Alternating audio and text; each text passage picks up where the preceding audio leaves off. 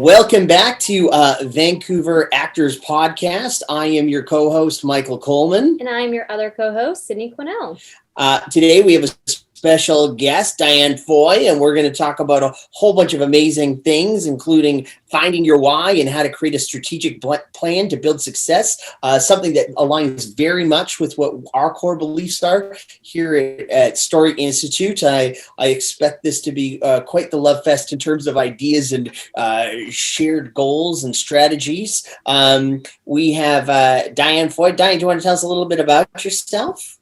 Sure. So I'm Diane Foy. I am a PR and marketing coach for musicians and actors. My background is I've been an entertainment publicist for 16 years.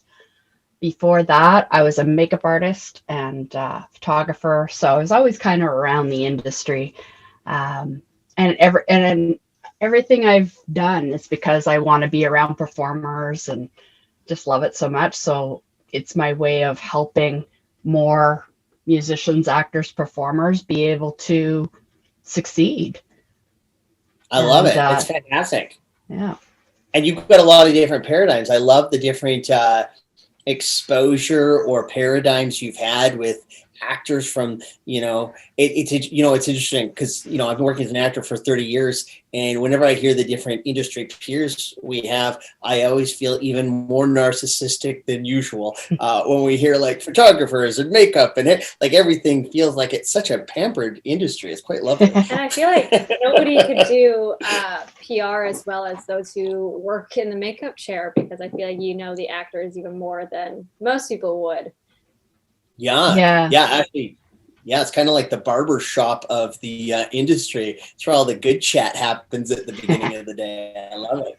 Pre-coffee. That's what I love. I love the one-on-one connection. Yeah, it's really cool. I would say whenever somebody asks me, again, I've been working 30 years. I've had a chance to work with some pretty cool people. I would say almost every single one of my favorite actors I've ever worked with, if somebody says, tell me a story, 99% of the time, it's like, okay, so I'm in the makeup chair and over there is Bill Nye the Science Guy and we're getting our hair done and stuff. And everything starts out with, okay, I'm in the makeup chair. So I think that's, all the good stories start there. All the great stories start there. I love your commitment to finding your why. It's a big part of what we believe in here. And I think more and more people are gravitating to that sense of purpose, and especially in light of the last year where, we've gone through a collective global trauma, which isn't going to it's not going to get fixed anytime soon in terms of what we're all emotionally and mentally dealing with. But I think a lot of people now are having a real conversation with themselves and others in terms of finding a sense of purpose or finding their why. And I'd love to hear more about what you have to say about it before I start. I have so many thoughts and feelings. I mean, I feel it's the heart and soul of everything I try to do, but I'm always interested to hear about other people's perspectives in regards to this concept. So tell us a little bit more about finding your why. Sure. So I think it's because arts and entertainment, you want to be an actor, whatever you want to do in the arts, it's not easy. It's hard. It's a struggle. And especially in 2020, things happen that kind of put a big roadblock in your way. And if you're not clear on your why, you're going to let it knock you down and you might quit. You might not keep going because it's just too hard. But getting really clear on, for one, what you want. You have to be very clear on what you want and what dream you're chasing. And then why do you want it? Yeah. And if you know your why and also your core values, if you get really clear on that, then it helps inform every decision that you make afterwards. And it helps you keep going when the struggles do come up. It reminds you why you're doing this so that you keep going. Because it's just too hard to quit in the entertainment business. It's too hard. Yeah, I feel like the pandemic really taught everyone that you can't just want to be in this career. You need to kind of need it. because then your why is a little bit more solid and you kind of have to fight for it even harder. Yeah. Yeah. I also feel like, for the longest time, I think a lot of people have been under the understanding that you have to either do something for a living that makes you money or something that makes you happy. And I think when you find your why, you realize it was never a binary choice. You actually always had the option to do both. And I think That's what I get really passionate about is that I believe artists change lives with their talent. Like how many movies and TV shows and performers and music that you say, oh, that changed my life. For sure. We want performers to keep going because we need them, but it's so hard that if you can get clear on your why, and if I love coaching artists to give them a roadmap, because sometimes you just don't know how. Yeah. Like you want to be an actor in films or in television or whatever it is that your goal is, or theater. You have to know what you want, and then you might not know every step to get there, but there are resources. You just have to be resourceful to find out how you're going to get there. There's coaches, there's schools, there's, all kinds of information out there, podcasts. There's so much, and it's just absorb it and do the work. Yeah. Yeah, I read a quote this morning about doing the work for your acting career. And someone said, I'm scared to do training because it's so expensive. And then the quote underneath it was, but it's more expensive to go for years without training and not booking. Yes. Which I think is a really important thing to remember. Yeah. It's an interesting choice a lot of us make. And I feel like those of us who lead with our why, those of us who lead with remembering why we got into it and keep a laser focus on our why, don't quit till we get there. And there's something to be said for that level of resourcefulness and that level of self-assessment and constant evaluation about what are the obstacles and what are the opportunities. And I think when we lead with why, it really guides us to that in a much more transparent fashion. Yeah, and if you want something more than anything else, you keep going. I find one of the keys to change, or one of the things I've really loved hearing, is the idea that in order for real change to happen, it has to hurt more to stay the same than it'll hurt to make the changes. And as soon as you get to that point in your life where it hurts too much to stay where you are, and that stasis equals death, or the death of the idea, that's when we're willing to challenge ourselves, and whatever the pain is to go through, whether it's the financial, the time, the self-evolving, the self-awareness, all of those sorts of growth elements, they become much more manageable when it hurts too much to not pursue it. And I think, again, I go back to both avenues are hard. Yeah, both avenues are hard. Yeah. Like chase your dream, don't chase your dream. Both areas, it's hard to just let your dream go and you're stuck in a job you don't like and you're not going for your dreams. Like, that's hard. But then going for your dreams is hard. So choose your hard. For sure. I feel like, we only get so much time on this planet, when you really think about it, the longer you're on it, the more I reflect back to, wow, this is a much shorter ride than I thought it would be. I remember in my 20s, I thought it would last forever. And the more I think about it, you only get a limited amount of time. And I couldn't imagine a life where I spend 40 or 50 hours a week doing something so that I could do things on evenings and weekends to escape from the thing that I do to make enough money to survive. Like, it's just, I can't imagine a life of survival. Like, I'd much rather a life of purpose. And, I've dedicated my life to the art. So I write and direct and produce and all these other things. And, I love the fact that I've committed to entertainment and education. Like, that feels like a real purpose. That's been my why. And and that's one of the things that really drew us towards you and your ideas. What I'd love to hear is what your 6 C's roadmap is. This sounds fascinating. I love stuff like this. Yeah. So I'm really excited to hear you share with our listeners what the 6 C's roadmap is. Well, I think it took a long time to come up with, because as a publicist, so many actors, musicians, they would come to me, I got a project, I need a publicist. And it's like, but you don't have social media activity, you don't really have professional photos, your bio doesn't really tell me a story. And I'm like, I can't really get you pressed for that. And I wanted to come up with a way to be able to help them and teach them the things, the foundation that most artists skip. And they want to go straight to marketing. But first, you got to know what you're marketing. So what you want is, you want to book gigs, you want to make money, you want to make a living at this. And in order to do that, you need to attract fans, media, and industry. So if you want to get an acting gig, you need to get attention of the casting director and all these different things. So my 6 phases is building that foundation.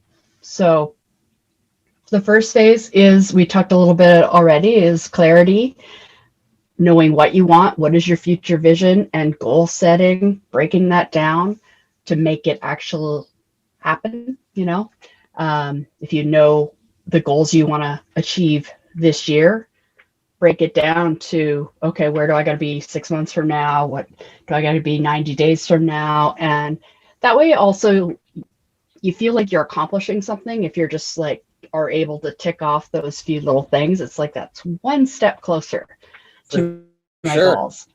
And then the number 2 is confidence. And that's where you really explore your why, your core values, your strengths, weaknesses, and limiting beliefs, all those things that hold us back from really going for it.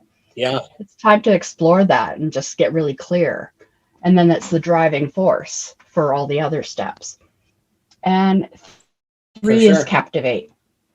It's knowing your personality. It's expressing yourself through your image and really owning your story, really exploring your story so that you're not, I'm yet another actor, started at this age, da da da da. For sure. It's like you want to find something in your story that people will connect to. Yeah. And a lot of that goes into your performance too. I'm sure as acting coaches really dig deep to get that feeling out. And so once you get that, then you kind of want to know a little bit about your competitive edge, like what makes you unique, what sets you apart from another actor that maybe has the same kind of credits, maybe the same look. What is it about you? What do you bring to the table that's different? And just owning that, expressing that. And then and also just knowing who your target audience is, like who is it that you're trying to attract? Yes. And then you know who you're talking to. And Absolutely. Then those are all those foundation steps that most people skip and go straight to posting on social media, doing the promotion, that kind of stuff. But it's those first 4 steps that are so important to really get confident in who you are, what you offer, who you're offering it for, who's most likely to appreciate what you're offering. And then you can share it with the world. So then the phase 5 is content creation. It's creating your website, making sure your EPK's ready, your reel, you're posting on social media consistently. And the phase 6 is communication, because it's not enough to just keep posting on socials. You have to actually engage with people. And also it's people skills. It's when you're at one-on-one networking events, conferences, festivals, if you're in the casting room and you're having an audition, it's all this people skills. And so this is all like the 6 phases, I think, because at that point you're a publicist, casting director, you're a dream because you've done all this work. And more and more casting directors are saying 2 equal people, one has a social media presence, one doesn't. It's the one with the social media presence that's going to get the gig. For sure. Well, and one of the things I really love that you've said in there is the, I guess it's the 6th C, which I would come back to, just authenticity. I find that this is an industry where so many of us want it, but a lot of times when we walk into an audition room, it's probably the most strongest smelling element of our persona is how much we want it, as opposed to the story we're about to tell. And I find that a lot of actors that are just able to come in, do their work, trust their work, and do all the other things you've spoken about, have the confidence to come in and understand that our one role is serve the story. It takes the pressure off, and it becomes less about a likability contest, and it just becomes about hey, this is me unapologetically. I've worked really hard and, more importantly, really smart to be here, and you like it or you won't. But if I do this consistently, I bet you I start booking work, and you do. So I think that's a really cool part of the program. And I think that it's really, a lot of people think of casting directors choosing those with social media presence as a negative thing. But at the same time, social media presence, you found a way to captivate an audience on your own. So you'll be able to captivate them within their creation as well. And so I think that just being able to tell a story of your own social media and your own story is a necessity as well. On that note, can I ask, what do you think are the, for our listeners, because everybody's playing in this crazy game of social media is evolving so fast these days, who knows what you need to have anymore. What are some of the top platforms you might recommend for people to make the right footprint in terms of social media? Well, I think that's also goes back to why the foundation is so important, and doing your research and knowing what you offer and who's most likely to appreciate what you offer. Where are they hanging out? Are they on Instagram? Are they on Facebook? Are they on Twitter? Like, what the audience that you want to attract to you, where are they? So that's kind of would make a big part of the decision. Yeah, we're in a sea of different forums, like I know, like at the beginning of the pandemic, research showed, YouTube was outperforming everything else on the planet night and day. The difficult thing is that's a pretty big ocean. So to stand out on YouTube these days is quite difficult. And especially in 2021 with the YouTube algorithms are just so all over the place now that it's kind of like do it because you enjoy it almost for YouTube. Right. Yeah. And you also don't want to put everything into one basket either, because and that's why you have to have a website too, because it's the only thing you own. Social media accounts can disappear tomorrow, and then what? So you want to pick your platforms, but also have a website that's your home base, and make sure all your social media links are front and center when people go to your website. Don't make them search for it. And that way, if someone wants to check out your Instagram, it's there. Someone wants to check out your IMDb, it's there. And it's kind of the home base. And then you don't want to promote just on one thing. So if you have a lot of content on YouTube and it's not getting the views, I would say you also want to be on Facebook or the only thing with Facebook is you don't want to do links to YouTube on Facebook because they don't want you to leave Facebook. So they would want you to upload the video on Facebook, and then they'll show it to your people. Yeah. So there's a bit of thing like that. With Facebook marketing, you have to like post a picture and then you can only post the link in the comments, otherwise it gets like shadow banned kind of thing. Yeah. They want you to stay on their platform, so it kind of makes sense. But the more you raise your profile on, at least the main profiles or the main social media things, the more people see your name, see your face, see your story, the more it starts to register. So when the people you're trying to attract, all of a sudden, oh, I heard of them.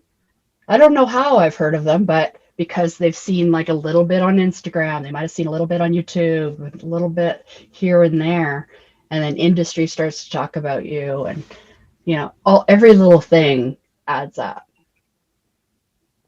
For sure it does. And I feel like it's probably really important that all of your social media and any other front-facing stuff you have with regards to your brand is, synergistic with one another in terms of, you're creating the right tone or the right base, regardless if you're on YouTube, your website, or even in your work. Yeah, again, What are in your the thoughts on that? foundation part, it's really owning who you are. So that is your brand. So you don't have to put on a brand. You don't have to put on, an image. It's who you really are. And you put that out there. And then when it comes to kind of online branding, you want to be consistent. You want to use the same photo on all platforms as your profile pic so that it's instantly recognizable. You want to have the same username on all the accounts. You don't want to be like, oh, I'm Joe Schmo on Instagram, but on Facebook, I'm Joe _Schmo. And, you want it to just be able to one thing. And if you can't get your name, just think of something else to add to it. Put your middle initial, middle name, something that you can add to it and just make it consistent on all the platforms. So you just want to make sure you don't pick something that is available on Instagram, but then you find out it's not available on Twitter or wherever else. And social media is constantly evolving. So I know that even 5-6 years ago, it was really popular to have usernames, like for the top YouTubers, instead of like their names, it was like Pointless Blog, and now they transitioned to their actual first name, last name, or like Zoella, and now she's back to like Zoe Sugg, and all these people that had like almost like gamer tags as their YouTube channel names and everything. So They were a character, and now it's transitioning to more authenticity in them. They're just their first and last name. Yeah, people connect to people. So it's like if you have a logo as your profile pic, people don't connect to that. They want to see your face. They want to know who they're talking to. It's what is your name? I don't care what your nickname is. You could still have another name that you go by, but you want to just be clear of who you are and just put yourself out there, and the right people will be attracted to you. For sure. One of my favorites in recent years is actor Tom Felton, who played Draco Malfoy in the Harry Potter series. But one of the things that's really lovely about Tom is, he played one of the most hated people for, a decade through his entire youth, but he's really relaunched and rebranded himself through various platforms. One of the things he's notorious for now is he doesn't say so that he's not stuck as the bad kid from Harry Potter. It actually started on TikTok. I don't know. They're starting movies. All go through the same levels of needing that consistency and that uniform idea on our different platforms, and also just identifying just what showing our your personality. Is like, for sure. Yeah, it's just showing your personality. Sure. And it's no secret. It's not a super easy business, but at times I think we make it harder than. We make it harder than it needs to be because we chase what we want instead of what we need. What might be the one thing you think actors should focus on more that they need that is less common these days? I think it's their agent will say, you need a publicist, go get a publicist. And it's like, but they don't have what I need to get you stuff. And it's, doing your own work as well. Like you can't just expect your agent to do all the work, and it's building up your own profile, bringing up your own personality, and you can share things other than just your acting. Let people into your world, and that just shows your personality and stuff. So it's really just that foundation stuff, and it's making sure you have photos, stories, things that you can connect with people. So what I was going to say was a lot of actors, and I think it's good for our listeners to hear, believe that, what they want their focus to be is purely on their art, and they want their agent or their manager to do all their business, but they've never realized you're actually the president and CEO of your company. And if your company's not doing well, it's probably because the president and CEO doesn't know they're the president and CEO. And they have much more responsibilities than learning their lines and going to class. Yeah. And I think that's when I'm coaching actors on these different steps. It's like, oh, when I'm done with you, your agent is going to love you, because you have to get your agent's attention too, because they're working with other people, and you have to get in your agent's face. And if you came to them and go, oh, I'm working with this coach. I'm active on my social media. I'm growing my following. I'm doing this, this, and this. The agent is kind of going, oh, he's working. Okay. Yeah. Maybe work a little harder for him. Sure. I also wanted to ask you about this, Diane. I find that there's a lot of actors in Vancouver, especially, and I'm sure it happens in LA as well, where there's a very distinct kind of not yet booking actor style of Instagram, where they're posting constantly their self-tapes every single post and stuff like that. Whereas if you look at people who are constantly booking, they're more just themselves and the other side of them, while having on their stories a little bit of acting here and there. But it's almost like, hey guys, remember I'm an actor constantly. How do you feel about those? I think there has to be a balance. Like, and if you're not interesting people that are following you, I kind of unfollow. It's like if you're showing me the same thing all the time and you're not really telling me who you are, like, okay, yeah, here's another reel, or here's another, self-tape. You're not really interesting me. Whereas if you are kind of sharing your life and telling me who you are, telling me stories that I can connect with you, then I'm going to be even more excited to see your acting. Yeah, I think that's a good point. I think even though a lot of us work in an industry of behaving truthfully under imaginary circumstances, what we all crave is authenticity. And I think authenticity and real character are more attractive than somebody who is always trying to get into the game. And I think when we smell that, that's what it smells like. Yeah. No one wants to be sold to. And if it's constantly, check me out, check out my self-tape, check out this. You bore me. I don't even think my own mother wants to see that much of me. No. If my mother thinks it's too much, the rest of the world probably tuned out a long time ago. Yeah.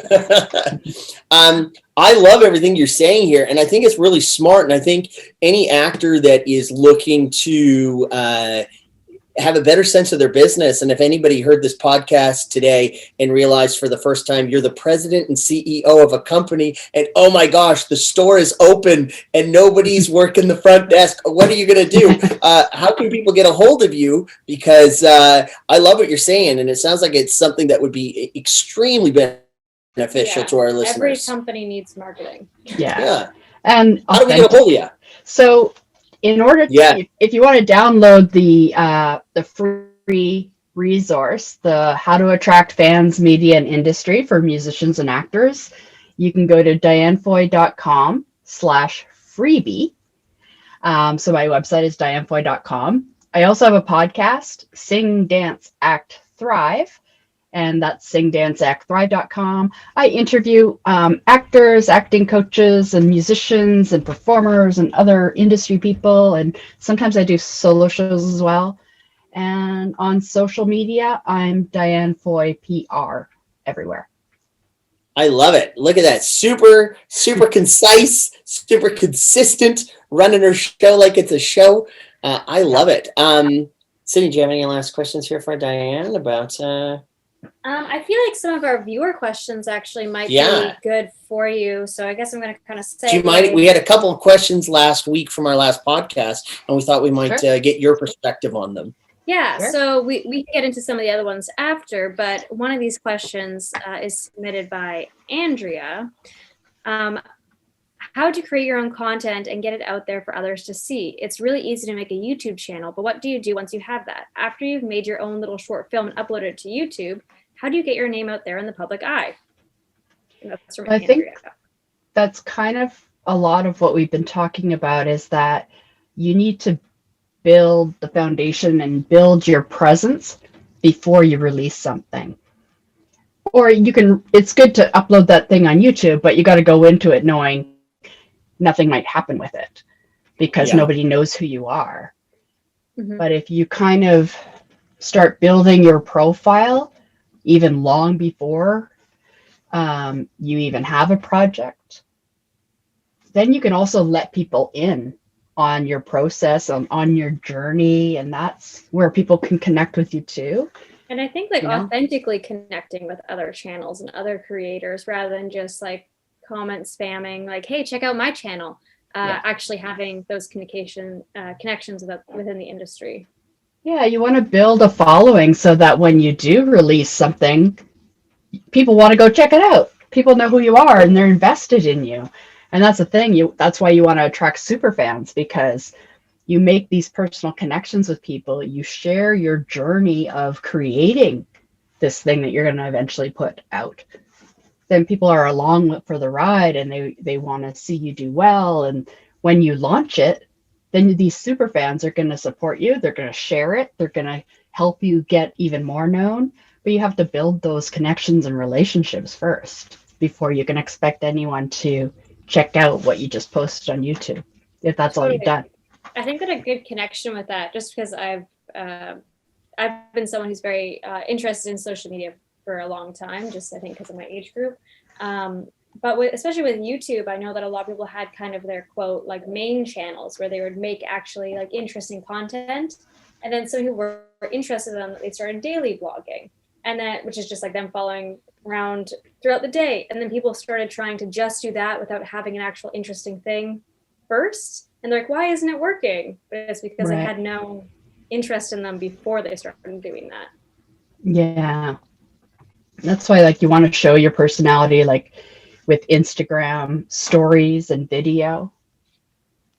Take people along on your journey and share it with them. Yeah. It's probably really important to have that brand be consistent. So, with Andrew's question with regards to putting content up there, I guess my advice would be to make sure that it aligns with what you're trying to promote within your messaging or your story right out the gate. I think there's always a temptation, especially in the early years, that if anybody lets us act, we want to show the world that somebody has let us act. But if it's not aligned with the message you're trying to tell, I'm not sure it's the best thing for you to be showcasing. Yeah, I guess with acting, it depends on if you do something that you're not really proud of, then you won't really promote that. But that's also going back to really figuring out what you want, who you are. What is your brand? But your brand's you. So what parts of you are you owning to like put out there and share with the world? And if you kind of know that ahead of time, when you post something, again, same with how I said your core values and your why motivation will help you make decisions. It could be even if you shoot this stupid video and where you're acting like an idiot, is that your brand? For a lot of people, that is your brand. Go for it. Yeah. I'm being an idiot. But if it's not who you normally are, who you really are, and you just got caught up in a moment, maybe don't share that. So it's just taking a moment before you do things in public. I think that's really great advice. And I love the advice of make sure everything aligns with your why. Like make sure that drives every single thing you do, and you will find that everything aligns cleaner and people have a better understanding of who you are and what you are and why you are before they even meet you. Mm-hmm. And if you're authentic from the beginning, then people know. And if you do something out of character, people will be like, I don't know about that. Like I even joke sometimes like, if you share and if you say something online that is just so out of character, you want it to be that your audience goes, I think he's been hacked, because that's not him. Right. You want them to have that authentic knowledge of you. Yeah, I actually think it's probably the most engaging quality. I'll be honest. I like some actors that, as a 30-year veteran and an acting coach for a crazy long time, my personal taste, I have some actors that are, I'm a fan of certain actors that I'll admit are not very good, but they are so authentic that I just love the heck out of them. And I forgive certain things because I think I like them and I just want them to succeed, And that's it. Yeah, I have a few of those actors as well. Sometimes artists get caught up in, why is so-and-so getting all the auditions? Why is so-and-so getting all the gigs? It's like, but Yeah, and maybe they're not as talented as you, but they're putting themselves out there. They're putting their personality out there. They're connecting with people. They're telling stories, and yeah, you get people, on board. That the talent doesn't always matter, right? And so if you could do both, that's amazing. I agree. I find one of the things, I'm a big fan of a book series called Save the Cat, written by a gentleman named Blake Snyder. And, sort of the heart and soul of that, the idea behind Save the Cat is we want to see the hero do something like save a cat in the first 3 minutes. Like, we want a reason to like you. And we want a reason to cheer for you. And I think when actors figure that out, what that thing is that makes us want to cheer for them or hate them, either or, but have a feeling about you, it makes a difference. It really does. Well, that's it too, is like the people, you have to be not afraid to, some people will like you, some people won't.